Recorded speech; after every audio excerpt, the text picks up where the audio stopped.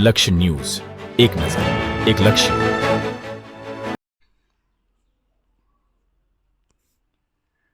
Dhrangadhra city police મથક ગુરુવારે 2 cyber ફ્રોડના ગુના નોંધાયા છે.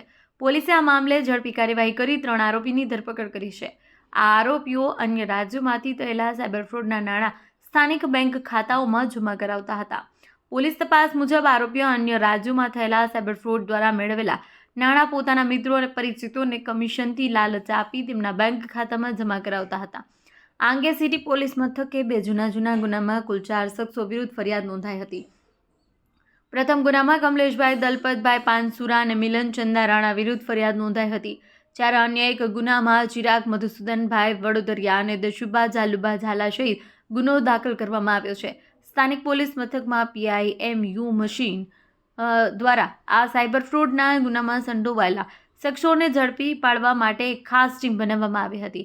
હેડ કોન્સ્ટેબલ ધીરુભા પરમાર, સંજયભાઈ મુંદવા, સરફરાઝભાઈ મલિક, પ્રતિપાલસિંહ ઝાલા સહિતનાઓએ તપાસ હાથ ધરી છે. તપાસ દરમિયાન બંને ગુનામાં સંડોવાયેલા 4 શખ્સોમાંથી ચિરાગભાઈ મધુસૂદનભાઈ વડોદરિયા, દશુભા ઝાલુભા ઝાલા, કમલેશભાઈ દલપતભાઈ પાનસુરાને ઝડપી પાડવામાં આવ્યા છે. પોલીસે આ મામલે વધુ કાર્યવાહી હાથ ધરી છે. દેવમ ત્રિવેદી, સુરેન્દ્રનગર. ઓકે. હાલ સાયબર ફ્રોડના જે ગુનાઓનું પ્રમાણ વધવા પામેલ તેને ડામવા માટે પોલીસ મહાનિદેશક અને મુખ્ય પોલીસ અધિકારી ગુજરાતના ગાંધીનગર નાઓએ મૂળ એકાઉન્ટ એટલે કે જે ખાતાઓ ભાડે રાખી અને જે ફ્રોડના નાણાં તે ખાતામાંથી રોકડા લઈ મુજબના જે ગુના આચરતા હોય જેવા એકાઉન્ટોને તપાસ કરવા માટે જે હુકમ કરેલો જે હુકમ આધારે રેન્જ આઈપી શ્રી રાજકોટ તેમજ પોલીસ અધિક્ષક શ્રી સુરેન્દ્રનગર નાઓને માર્ગદર્શન અને સૂચના અન્વયે ધાંગધ્રા ખાતે જે બેંકોમાં એકાઉન્ટ્સ મૂલ્ય એકાઉન્ટ્સ હતા તેઓની ચકાસણી કરવામાં આવેલી.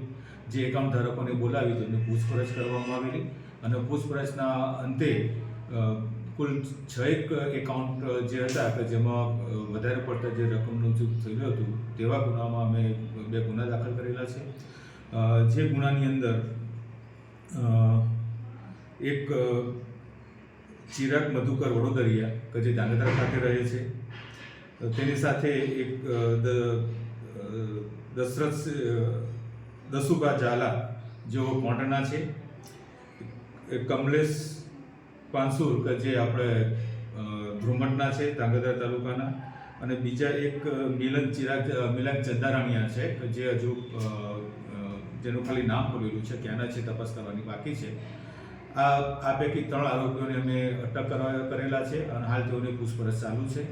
તેઓએ આ ગુનામાં સંડોવાયેલા એવા પુરાવા પણ અમને મળી આવેલા છે.